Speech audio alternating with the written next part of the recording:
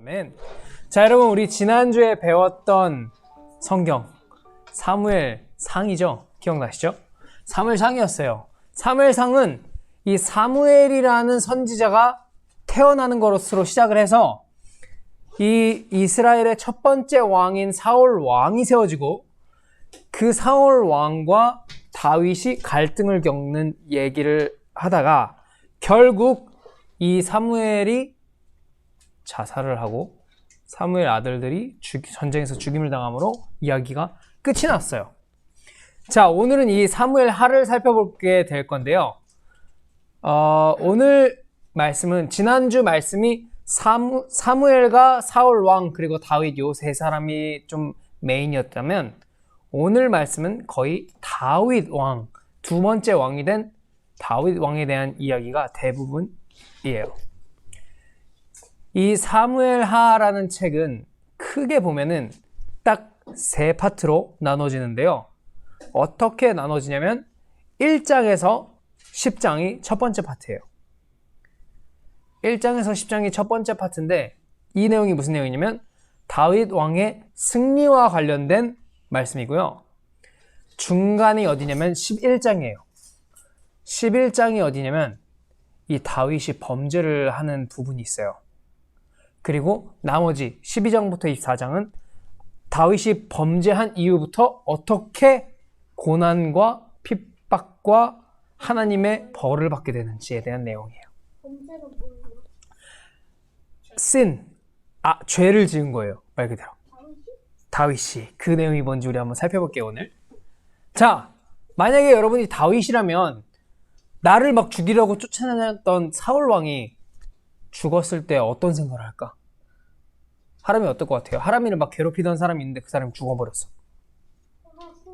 할렐루야, 하나님이 내 소원을 들어주셨다, 이렇게 반응하겠죠?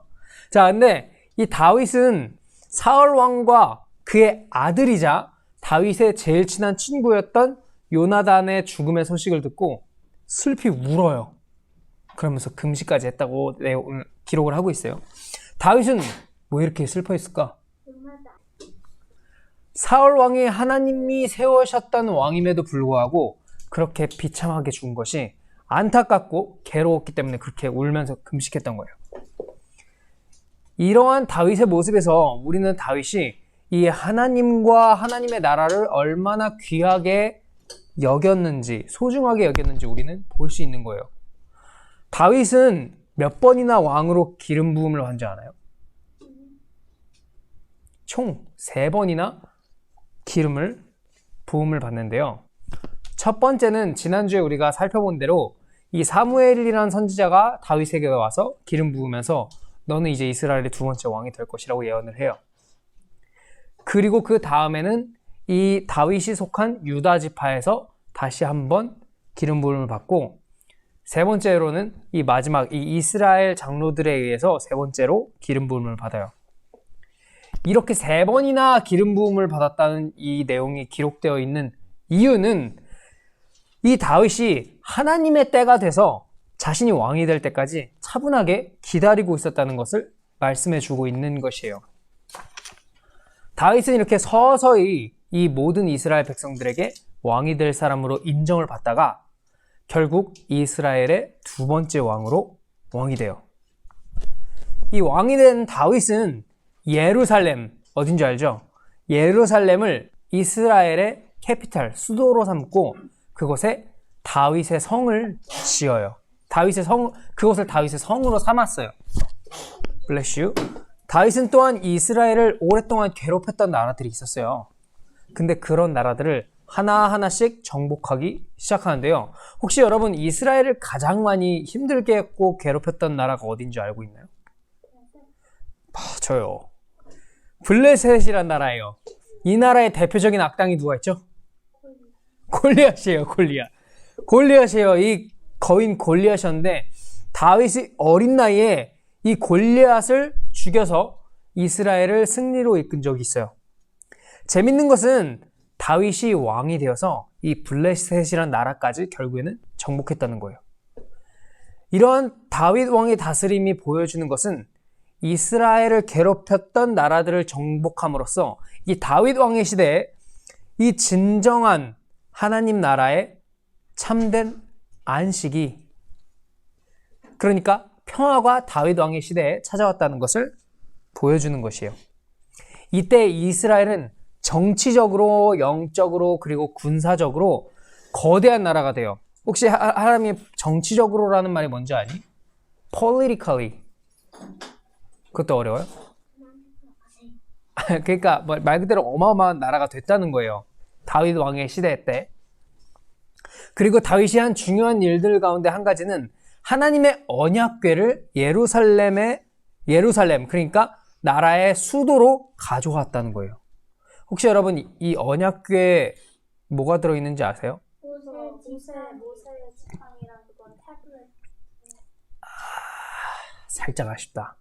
모세의 지팡이가 아니에요. 아론의 지팡이.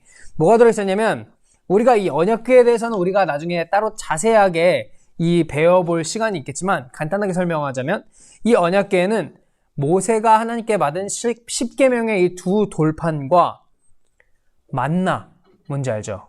광야에서 하늘에서 떨어지던 그 빵 같은 과자, 그 만나를 담은 황금 항아리와 아론의 쌍난 지팡이가 들어있었어요. 이 세 가지는 모두 다 이 하나님의 놀라운, 만나 썩지 않았어요. 안 썩었어요.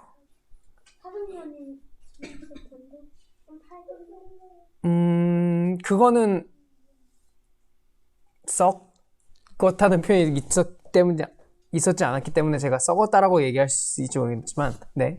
언약궤 한번 약간 블레셋이가 거기에서 약간 스티어된 적이 맞아요. 된 적 있어요. 그래서 다시 찾아왔죠. 네. 언약궤 누가 만들었어요? 언약궤를 누가 만들었냐고요? 하나님께서 이렇게 만들어 명령하셨죠. 그래서 이스라엘 백성들이 거기 만들었죠.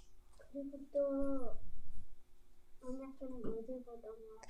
그래서 그거를 지금 설명할 거예요.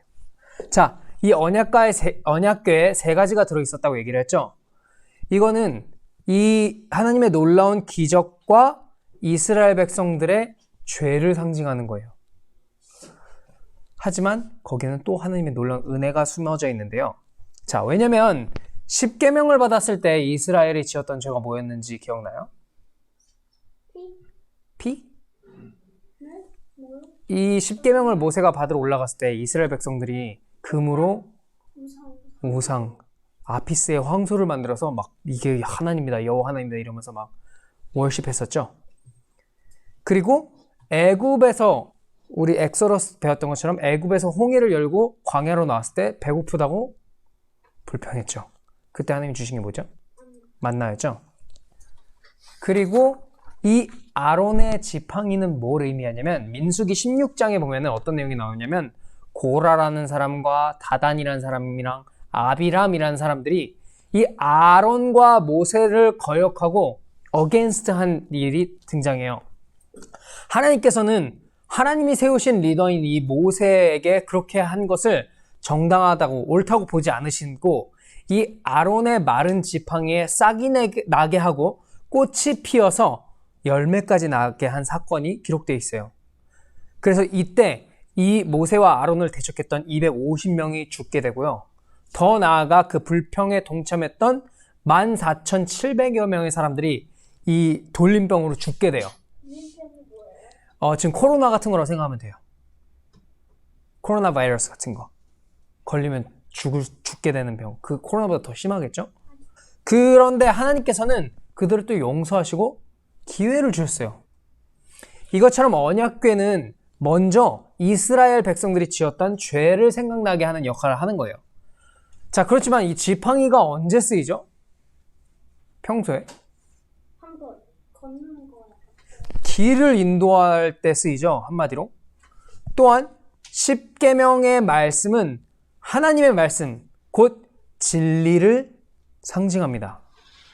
또한 만나는 뭐야? 우리가 살 수 있게 해주는 생명의 양식을 가리키고 있는 거예요. 자, 누가 이렇게 말하신 분이 있어요. 나는 길이요 진리요 생명이니. 예수님이죠. 지금 이 세 가지가 예수님을 믿는 자에게는 길이 열리고 소망의 싹이 나고 반드시 그 열매를 맺게 되며, 진리를 따라 사는 기쁨이 있고 이 만나로 상징되는 영적인 생명, 육적인 생명이 충만할 것이라는 것을 지금 우리에게 상징하고 있는 거예요. 이처럼 이스라엘 백성들에게 이 언약궤는 정말 대단히 중요한 신앙적 상징이었어요. 이스라엘 백성들은 어떻게 생각하냐면 이 세계 온 우주의 중심이 자기네 나라 이스라엘이 세계의 중심이라고 생각했고 그 이스라엘의 중심이 어디라고 생각했냐면 예루살렘, 캐피럴, 수도라고 생각했고 이 예루살렘의 중심은 어디라고 생각했냐면 템플, 성전이죠. 하나님의 모시던 성전이었고 성전의 중심은 지성소, 그리고 그 지성소 안에서도 가장 중요한 언약궤예요. 그렇게 생각을 했어요, 이스라엘 백성들은. 그런 언약궤를 지금 다윗이 이 나라의 수도인 예루살렘으로 가지고 왔다는 것은 이 이스라엘이 다윗의 나라가 아니라 하나님의 나라라는 것은, 즉 나라라는 것을 이 지금 모든 다른 이방 나라에게 보여주는 것이었어요. 이제 예루살렘은 다윗의 성이기 이전에 이스라엘과 온 세상을 다스리시는 여호와 하나님의 성이라는 것을 지금 다윗이 보여주고 있는 거예요. 선포하고 있는 거예요.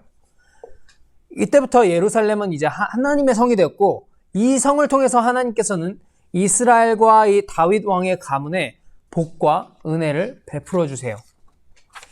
이렇게 이스라엘을 하나님의 뜻대로 온전히 다스리는 다윗에게 하나님이 약속을 주시는데 그 약속이 뭐냐면 우리 함께 찾아볼게요.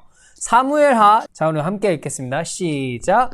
내가 어디를 가든지 내가 너와 함께 있어 내 모든 대적을 내 앞에서 멸하였은즉 세상에서 존귀한 자의 이름같이 내 이름을 존귀케 만들어 주리라. 자, 이름을 지금 존귀케 만들어 주겠다고 약속하고 있어요. 자, 그리고 우리 16절 같은 장이에요. 16절 7장 16절이에요. 찾으셨나요? 자, 같이 읽겠습니다. 내 집과 내 나라가 내 앞에서 영원히 보존되고 내 위가 영원히 견고하리라 하셨다 하라. 자, 지금 이런 하나님의 약속들은 다윗 왕과 다윗의 후손을 통한 하나님 나라의 회복에 대한 약속인 것이었어요. 여기서 내 위가 영원히 견고하리라는 말은 이 위가 아니라 그 권위를 얘기를 하는 거예요. 그래서 하나님께서는 우리가 살펴본 것처럼 계속해서 리더들을 세우세요. 모세, 여호수아 또 사사들. 그러나 이들은 잠깐만 섬기는 temporary, 이 잠정적인 리더들이었어요. 그러나 우리가 방금 읽은 약속들처럼 하나님께서는 이 다윗과 다윗의 후손들, 다윗 왕조에게 흔들리지 않는 영원한 왕권을 지금 약속하신 것이에요. 이제 다윗 왕과 그의 후손 왕들은 하나님께서 명령하셨던 것, 즉 너희가 하나님께 순종하면 반드시 살고 너희가 그렇지 않으면 반드시 죽게 되리라는 명령에 순종해서 하나님 나라의 백성이란, 하나님 나라란 이런 것이다 라는 것을 보여주어야 할 때가 된 것이었어요. 만약 다윗 왕과 그의 후손들이 하나님의 법을 잘 지킨다면 그의 왕국을 통해서 온 세상에 이 하나님의 나라가 세워질 것이지만 만약 그렇지 않고 이들이 불순종하게 된다면 하나님은 왕들을 벌하실 것이라는 것이에요. 심지어 그들의 죄악이 심하면 나라가 망할 수도 있다는 것을 얘기하고 있는 거예요. 하지만 만약에 이 이스라엘이란 나라가 망하더라도 다윗 왕조에 대한 이 하나님의 약속은 영원할 것이라는 것 또한 얘기해주고 있는 거예요. 왜냐하면 다윗에게 하신 그 영원한 약속이 다윗 왕의 후손의 후손의 후손으로 이 땅에 오신 예수 그리스도에 의해서 반드시 이루어질 것이기 때문이에요. 다윗은 이 주변 나라들, 아까 얘기한 블레셋, 그리고 또 암몬, 아람, 모압, 에돔 이런 나라들을 이런 나라들이 예전에 이스라엘을 많이 괴롭혔었는데 그리고 귀신들도 섬겼었죠. 그들을 이제 지금 다윗이 다 정복하고 그들을 통치하고 있는 모습을 사무엘하에서 볼 수 있어요. 자, 이거는 단순히 이 이스라엘의 땅이 넓어진 것만을 말하는 게 아니라 하나님의 다스림과 하나님의 이 통치가 넓어지고 확장됐다는 것을 의미하는 것이고 이 제사장 나라가 될 것이다 라는 것을 약속하셨던 것처럼 다른 나라들에게 하나님의 복을 나누어주는 나라가 되고 있음과 지금 되었음을 보여주는 것이에요. 이렇게 하나님이 보시기에 기뻤던 다윗이 끝까지 이렇게 잘 살았다면 좋겠지만 성경은 이 다윗 또한 연약한 죄인이었음을 자세하게 기록하는데요. 사무엘하 11장에서는 밧세바 사건을 기록하고 있어요. 이 밧세바 사건이 뭐냐면 이 궁정의 모든 사람들이 전쟁을 하러 나갔는데 다윗이 혼자서 궁중에 남아있을 때 일어난 사건이에요. 성경을 한번 찾아볼게요. 우리 사무엘하 11장 2절. 사무엘하 11장 2절. 우리 함께 읽어볼까요? 시작. 저녁 때에 다윗이 그 침상에서 일어나 왕궁 지붕 위에서 거닐다가 그곳에서 보니 한 여인이 목욕을 하는데 심히 아름다워 보이는지라. 자, 다윗은 그 여자가 목욕을 하고 있는 그 아름다운 여자가 누군지 조사를 시켜요. 저 여자 누구냐? 그녀는 누구였냐면 이미 이 전쟁터에서 목숨을 걸고 싸우고 있는 우리야라는 장군의 아내였어요. 와이프였어요. 이름은 밧세바라는 여자였어요. 다윗은 왕의 힘을 사용해서 그 여자와 동침했고 얼마 후에 그 밧세바라는 여인이 임신했다는 말이 들리기 시작했어요. 그래서 다윗이 어떻게 했는지 아세요? 그 전쟁에서 열심히 싸우고 있는 우리야라는 장군을 불러들여요. 그래서 네 아내와 같이 동침해라. 같이 잠자는 거예요. 같이 코 자면 아이가 생겨요. 나중에 알게 될 거예요. 저는 여기까지밖에 말할 수 없습니다.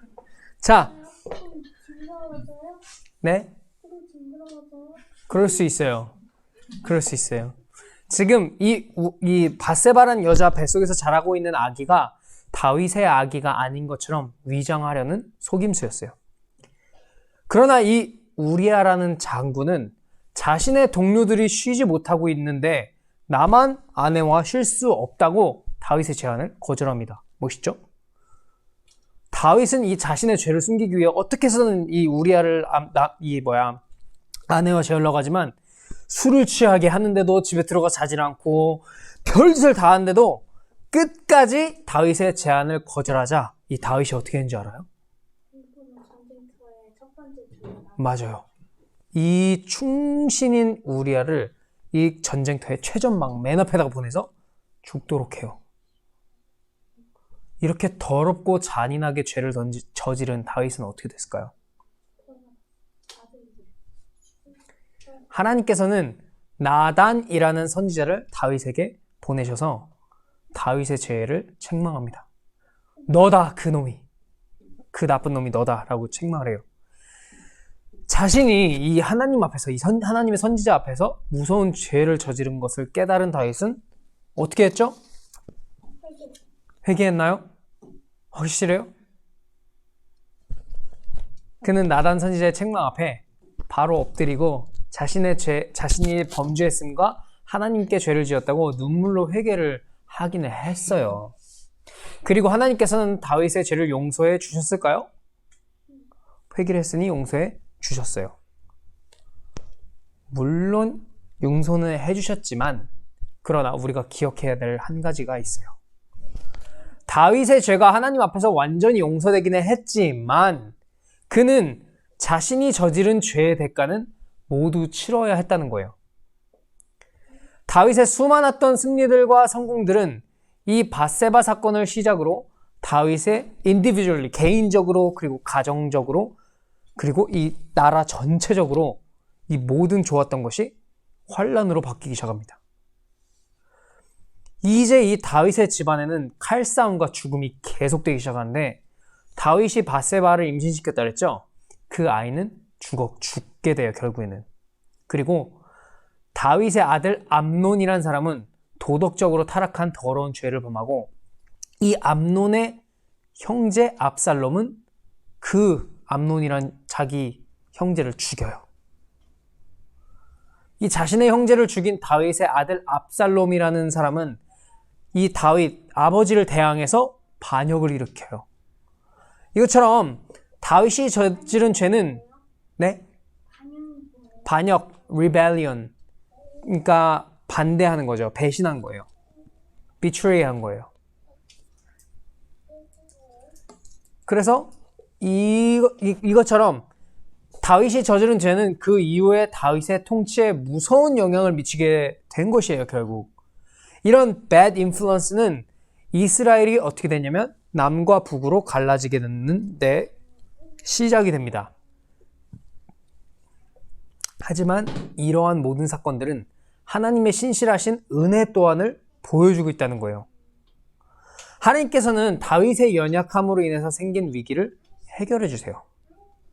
그것은 반역을 일으켰던 다윗의 아들 압살롬이 죽임을 당함으로 다윗의 왕권이 다시 회복이 된 것이에요.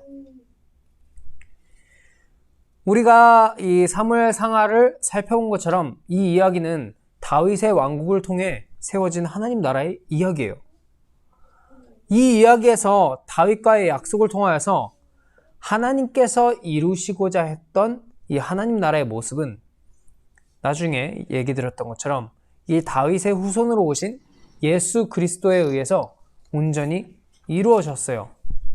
그 다윗의 후손으로 오신 이 예수님, 그 예수님은 비록 다윗의 후손으로 오시긴 했지만 다윗과는 다르게 그 어떠한 연약함이나 죄도 없이 온전히 하나님의 말씀에 순종하심으로 하나님 나라의 왕은 어떠한 존재인지를 홀로 보여주셨어요. 그로 인해서 하나님의 구원과 승리가 완성되었고 그분 안에서만 모든 사람들이 진정한 평화를 누리게 될 것임을 보여준 것이에요. 다윗이 하나님 마음에 합한 자였고 그가 수많은 승리를 경험했지만 그는 완전하지 않았었죠. 우리가 다윗의 연약함을 보고 아니 어쩜 그럴 수가 있어 라고 생각할 수 있지만 우리가 막상 왕의 자리에 앉아서 내가 원하는 모든 것을 할 수 있는 위치가 되었다고 생각한다면 우리는 얼마든지 다윗 왕보다 악한 일을 할 수 있으며 하고도 남을 존재라는 것을 우리는 기억해야 돼요. 자, 여러분들도 잘 아시겠지만 일본을 미워하는 한국 사람들이 많이 있죠. 그 사람들은 그냥 일본이면 우리 역사에 이렇게 했는데 어떻게 일본 사람들을 사랑할 수 있냐, 어떻게 좋아할 수 있냐 이러면서 일본 사람들 비난하고 마치 자기는 의로운 것처럼 그렇게 일본을 욕해요. 자, 만약에 우리나라가 식민지가 아니었고 일본이 식민지여서 우리가 그들을 통치했으면 우리는 일본보다 덜 악했을까요? 내 생각엔 더 심했을 것 같아. 일본인들도 단지 구원이 필요한 예수 그리스도의 사랑이 필요한 은혜가 필요한 죄인들이에요. 우리가 다를 바가 없어요. 그렇기 때문에 우리가 이런 연약함들을 볼 때 우리가 바라봐야 할 것은 그 연약한 다윗을 용서하신 하나님이어야 하며 다윗이 아니라 다윗의 후손으로 오신 하나님의 아들 예수 그리스도여야만 한다는 것이에요. 여러분이 매주 이 시간 성경을 배울 때마다 이 성경들이 손가락으로 가리키고 있는 예수 그리스도를 바라보시고 그리스도를 발견하시고 그분 안에만 온전한 소망을 두시는 여러분이 되시기를 축복합니다. 제 기도하고 질문 있으면 받을게요.